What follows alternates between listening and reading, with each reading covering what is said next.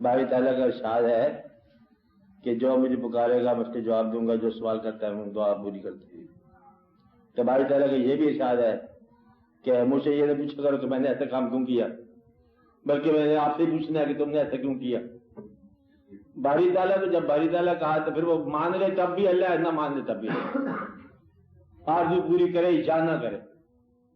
تشویش کی کوئی بات نہیں، تشویش جو ہے دعا کا فارمولہ ہے، جو دعا مانگنے کا طریقہ ہے، آپ نے اس طریقے سے دعا مانگی، دعا کا مطلب سوال، وہ سوال پورا کرے مالک ہے، پورا نہ کرے مالک ہے۔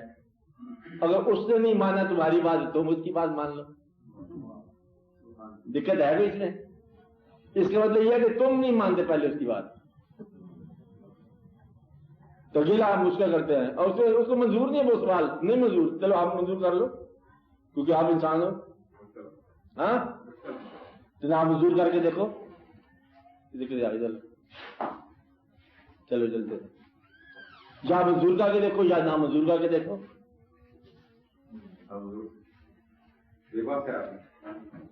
اگر آدمی بے بس ہے تو پھر غور کرو، مقصد یہ ہے کہ آپ سمجھو نا کہ بات کیا ہے آپ کے ذہن میں۔ آپ کے ذہن میں ہوتا ہے ایک مسئلہ، یہ موٹی موٹی باتیں میں بتا دوں آپ کو کیا ہوتی ہے انسان کے ساتھ، کہ زندگی میں آپ یوں سمجھ لو کہ جس کی خاطر ہم سوال آ رہا ہے غور سے جواب کرو، جس کی خاطر جس مقصد ہو، جو شخص ہو، مقصد شخص یا اپنی کوئی انا یا خوشی، جس کی خاطر ہم زندگی گزار رہے ہیں، دراصل اسی کی خاطر ہم زندگی قربان کر رہے ہیں۔ دیکھنا یہ ہے کہ زندگی کسی غیر اللہ کے لیے قربان نہ ہو۔ خواہش جو ہے یہ بھی ایک مخلوق ہے، غیر اللہ بھی ہو سکتی ہے۔ آپ میری بات سمجھ رہے ہیں؟ جس کی خاطر ہم زندگی گزار رہے ہیں، جس آرزو کی خاطر زندگی گزار رہے ہیں، جس شخص کی خاطر زندگی گزار رہے ہیں، اور جس کسی کی خاطر زندگی گزار رہے ہیں، اصل میں ہم زندگی اسی ہی کے نام پر قربان کر رہے ہیں۔ آپ بات سمجھ رہے ہیں؟ اگر یہ زندگی قربان ہونے والی اللہ اور اللہ کے حبیب صلی اللہ علیہ وسلم یا اقوام متعلقین کے علاوہ نکل آئی تو پھر یہ خسارے میں چلی گئی، کیونکہ زندگی تو آپ کو گزارنی ہے، زندگی آپ نے دے کے جانا ہے، اس کو یہ قرضہ ادا کر کے جانا ہے۔ پھر دیکھنا یہ ہے کہ میں زندگی، آپ یوں سمجھ لو ایک مثال کے طور پر کہ بے شمار دروازے ہیں بند ہیں، پتہ نہیں کون سا دروازہ کھلنے والا ہے، ان میں سے ایک صحیح راستہ ہے اللہ کی طرف جانے والا، اور آپ گھر سے چل پڑے، ایک راستے سے آپ کی فلاح ہے، آپ کسی راستے پر بھی اگر آپ سر جھکا دیں گے تو فلاح نہیں ہوگی جب تک وہ اللہ کا راستہ نہ ہو۔ اس لیے اس کو قریب سے دیکھو۔ اگر اللہ کریم جو ہے آپ کو ذاتی طور پر نہیں سمجھ آتی تو پھر آپ شریعت میں دیکھو، اگر آپ کو شریعت کے روح سے بھی سمجھ نہیں آتی پھر طریقت میں دیکھو، طریقت کی بھی سمجھ نہیں آتی ہے تو پھر ماں باپ میں دیکھو، ماں باپ سے بھی سمجھ نہیں آتی ہے تو کسی اور بڑے سے پوچھ لو۔ ایسا نہ ہو کہ یہ زندگی آپ نے نثار کرنی ہے کہیں کسی اور پر نثار نہ کر دینا۔ وہ اور جذبہ بھی ہو سکتا ہے، مثلا ہم یہ کرنا چاہتے ہیں، پاکستان میں کشمیر میں لانا چاہتے ہیں، ملا لو، یہ جذبہ ہے نا، یہ جذبہ بہت نیک ہے، وطن کی محبت ہے، سب کچھ مزہ ہے، لیکن یہ اللہ تو نہیں ہے نا۔ آپ بات سمجھ رہے ہیں نا کہ وہ جو جذبہ اللہ کے لیے ہے، جس کو شہادت آپ کہتے ہیں، وہ پھر ایک اور مقام ہے۔ یہ وطن پرستی یا وطنیت ایک اچھی بات ہے، حب الوطنی ہے، نیکی ہے، ایمان ہو سکتا ہے، لیکن یہ عرفان حقیقی نہیں ہے۔ آپ میری بات سمجھ رہے ہیں؟ اولاد کی خاطر جان نثار کرتا ہے انسان، اور محنت کرتا ہے، جان نثار کرتا ہے، وہ اولاد ہے نا، اللہ تو نہیں ہے۔ آدھی بات سمجھے؟ ماں باپ کے لیے بھی کرتا ہے، ویسے کہ ماں باپ ہیں، نیکی ہیں، آپ کا یقین ہے، کامل ہے، اللہ تو نہیں ہے نا۔ اس لیے زندگی جو آپ گزار رہے ہو اسی میں سے وہ ایک تھریڈ نکال لو کہ آپ اللہ کے لیے کیا کر رہے ہو، جس کی خاطر آپ زندگی گزار رہے ہیں دراصل اسی ہی کے لیے آپ جان قربان کر رہے ہیں، اور وہ عین ممکن ہے کہ آپ کا اپنا ہی کوئی منشا نکلا ہے، آپ اللہ کو اپنے انداز سے دریافت کرنا چاہتے ہیں اور اللہ ہے کہ آپ کو اپنے انداز سے سفر کرنا چاہتا ہے. بڑا فرق ہے یہی.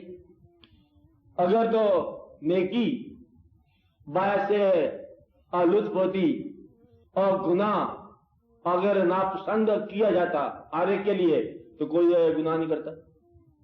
نیکی میں لطف سارے کرتے رہتے. بعض اوقات اکثر اوقات ایسا ہوتا ہے کہ نیکی جو ہے یہ تلخ ہوتی ہے اور گناہ جو ہے وہ شیریں ہوتا ہے. اکثر ایسا ہوتا ہے. اسی لیے تو پھر پہچان کی ضرورت ہے، اس لیے تو کسی آدمی کی ضرورت ہے کہ کہیں ایسا نہ ہو کہ آپ اس کو شاید سمجھ کے کھاتے رہو اور وہ زہر نکل آئے. آپ اس بات سمجھ، اس لیے پیغمبروں کے قدم جو اللہ کریم کے عین حکم کے مطابق ہوتے ہیں ان کو قدم قدم پر احتیاط کی ضرورت ہوتی ہے. آپ میری بات سمجھ رہے ہیں نا؟ اس لیے اپنی زندگی میں جو خواہش تم اپنا فرض سمجھ کے پورا کر رہے ہو عین ممکن ہے کہ وہ تمہارا فرض نہ نکلے. آپ میری بات سمجھے؟ یہ اللہ تعالیٰ نے کہا جی اولاد کی خدمت کرنا فرض ہے. اولاد اللہ نے کہا ہے نا، اللہ نے کہا ہے کہ میرے محبت کے بعد یہ تم پر فرض ہے. آپ کی محبت کے بعد آپ کہتے ہیں اسے محبت ہم بعد میں کر لیں گے، پہلے یہ فرض پورا کر لیا جائے. یہ لذت ہے، یہ فرض نہیں ہے. یہ آپ کی مجبوری ہے، یہ فرض نہیں بنتا. فرض جب تک فرض لگانے والے کو دریافت نہیں کرتے ہو پھر یہ فرض کس طرح ہوا؟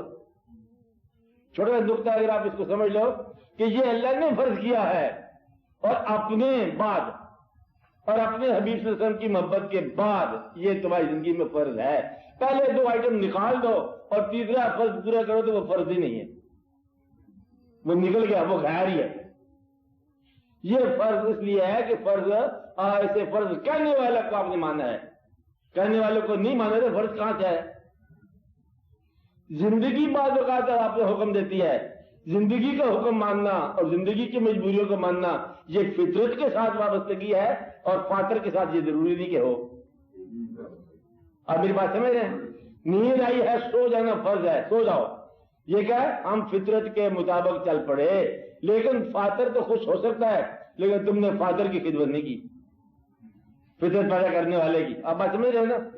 اسلام نے بڑا جو آسان آپ کے لیے نسخہ بنا دیا کہ آپ پہلے اللہ تعالیٰ کو اور سب سے بڑا ماننے کے بعد بڑا اپنی آرزوؤں میں سب سے بلند آرزو اللہ کی، اس کا ماننا، حکم اور اس کے ساتھ کرنا محبت، اور اس کے جو دین عطا فرمایا ہے اپنے حبیب صلی اللہ علیہ وسلم کے ذریعے اس دین کو آپ نے اولیت دینی ہے. اب آپ خواہش اٹھاؤ. اب آپ دیکھو سارے بدل گئے واقعات. مثلا ماں باپ کی محبت اور خدمت ضروری فرض. میرے ماں باپ آپ پر نثار فرض. آپ بات سمجھ رہے ہیں؟ وہاں فرض بدل گیا کہ جب آپ اللہ کے حبیب صلی اللہ علیہ وسلم کا ذکر کرتے ہیں تو پھر آپ کہتے ہیں میں اور میرے ماں باپ آپ پر نثار. اب جس کے لیے آپ ادروائز فرض کر رہے ہو وہ فرض بھی وہاں نثار ہے. اس لیے آپ کو جب تک یہ ترتیب سمجھنا ہے تب تک اپنی آرزوؤں پر بہت پیرا نہ دو کہ یہ نیکی ہے، یہ ہم کر رہے ہیں، یہ عین ممکن ہے بلکہ عین ہی عین ہے کہ یہ آپ کی اپنی لذت ہے نفس کی. اللہ نے کہا ہے یہ بنا دو، اللہ نے کہا ہے بڑی دفعہ کہا ہے یہ بنا دو، لیکن اپنے اطاعت کے بعد آپ اس کی اطاعت سے پہلے وہی کام کرتے ہو. سینکشن آپ اللہ سے لیتے ہو، کام آپ کا غیر اللہ ہوتا ہے. اس لیے آپ ذرا اپنے آپ کو دانائیوں سے نکال کے سادہ سا آپ اللہ کی خدمت میں لگ جاؤ. دنائی کی ضرورت کو نہیں، اس لیے بہت بڑے طریقے کی ضرورت کو نہیں ہے کہ جس بات کی آپ خدمت کر رہے ہو، جس کے لیے زندگی گزار رہے ہو، اس کا نام کیا نکلے گا بعد میں یہ تمہیں اچھی طرح پتہ ہے. آپ جانتے ہو یہ کیا ہے؟ یا انا نکلے گی، یا نفس نکلے گا، یا کوئی فانی شے نکلے گی. اس لیے اس بات کا بڑا خیال کر لو کہ کیا وہ واقعی آپ اللہ ہے آپ کے لیے. تو اب آپ کے لیے مسئلہ آسان ہو گیا کہ زندگی کو جتنی ساری حاصل کی ہے ہم نے، جس کے حکم پر آپ زندگی چھوڑ سکتے ہو وہی آپ کا محبوب ہوا نا. آپ آرزو نہیں چھوڑتے اور آپ اللہ اللہ کرتے جا رہے ہو، بات کیا بنی؟ پھر ایک معمولی سی آرزو نہیں چھوڑتے، اس کو فرض کا پہرا لگایا ہوا ہے، ضرورت کا پہرا لگایا ہوا ہے، یہ مجبوری ہے، اس کے اوپر یہ بہت بڑا واقعہ ہے، ایسا ضروری ہر انسان کے لیے، یہ آپ کے پاس اگر اللہ کا ہے تو ٹھیک ہے، یا نہیں کہ چھوڑ دو. اتنی بات سمجھ آتی انسان کو. اس کا مطلب یہ ہوا کہ وہی کام نیکی ہے اور وہی کام گناہ ہو سکتا ہے. اگر وہ ناپسند کر دے تو وہ نیکی نہیں رہے گی. اور ایک تو اس نے بتایا ہوا ہے کہ یہ گناہ ہے، یہ نیکی ہے، یہ خیر ہے، یہ شر ہے. جہاں سمجھ نہیں آتی وہاں پر پسند کو نیکی کہتے ہیں، ناپسند کو گناہ کہتے ہیں. جو وہ پسند کر لے وہ نیکی ہے، اور جو اس کو پسند نہ ہو اب وہ نیکی نہیں ہو سکتی. آپ میری بات سمجھ رہے ہیں؟ آپ نیکی کے انداز سے جا رہے ہو اللہ کی طرف، پسند نہیں آیا آپ میری بات سمجھائی. دنیا کے انداز سے آپ نیکی کر رہے ہو، آپ مسجد بنا رہے ہو اور مسجد پکی بنا رہے ہو، تعمیر ہو رہی ہے اسلام کی خدمت کے لیے، اللہ کو پسند نہیں آئی یہ بات. اب یہ بتاؤ نیکی ہے؟ اب یہ نیکی نہیں ہے. تو ثابت یہ ہوا کہ بظاہر نیک عمل اگر نیت سے باہر ہو جائے تو وہ نیک نہیں ہے. اور آپ اپنے اللہ کی طرف جانے سے پہلے اپنی نیت کو غور سے دیکھ لو. اس کا جواز میرے سامنے نہیں دینا، ان کے سامنے نہیں دینا، اپنے دل میں جواز. یہ جو ہم حج کرنے جا رہے ہیں اس کے پیچھے شوق کیا ہے؟ یہ جو ہم نیکی کر رہے ہیں اس کے پیچھے محرک جذبہ کیا ہے؟ اگر اللہ ہے تو ہم کہتے ہیں اللہ کے لیے اس کو چھوڑ دو، آپ چھوڑتے نہیں ہو اس کو. تبلیغ میں لگے ہوئے ہو، چلو خدا کے لیے چھوڑ دو تبلیغ کو، کہتا نہیں میں تبلیغ ضرور کرنی ہے. دیکھو اللہ نے ارشاد فرما دیا اور قتل و غارت کرتا ہے. اس کا مطلب یہ ہوا کہ آپ اپنے آپ کو اللہ کے حوالے نہیں کرتے. جو شخص اپنے آپ کو اللہ کے حوالے نہیں کرتا وہ اللہ کے فرمان کا پاسبان نہیں ہو سکتا. نہیں بات سمجھائی؟ اللہ کے فرمان کا وہی پاسبان ہے کہ جو یہ تمیز کر سکے کہ اب تک میں اللہ کے نام کا غصہ تھا، اب میرا ذاتی غصہ شامل ہو گیا، میں نے تو یہ رہا کر دیا. اب یہ بات سمجھ رہے ہیں؟ اتنی تمیز ہو تو پھر یہ بات ہوتی ہے کہ وہ بات کر رہا ہے، تبلیغ کی بات کر رہا ہے، اللہ کے نام کی بات کر رہا ہے، گالی دے دی تو اس نے چھوڑ دی. تو کہا اب میں اس قابل نہیں رہا کہ میں تمہیں اللہ کی بات بتاؤں، کیونکہ ذاتی نفس کے اندر میں آ گیا، ذاتی غصے میں آ گیا. اور یہاں تو ذاتی غصے تو ذاتی نفرتیں محبتیں چل رہی ہیں. اس لیے آپ اپنے آپ کو سب سے پہلے اللہ کے حوالے کرو، اور پھر آپ دیکھو کہ آپ کے دل میں سوال کیا پیدا ہوتا ہے اور واقعات کیا پیدا ہوتا ہے.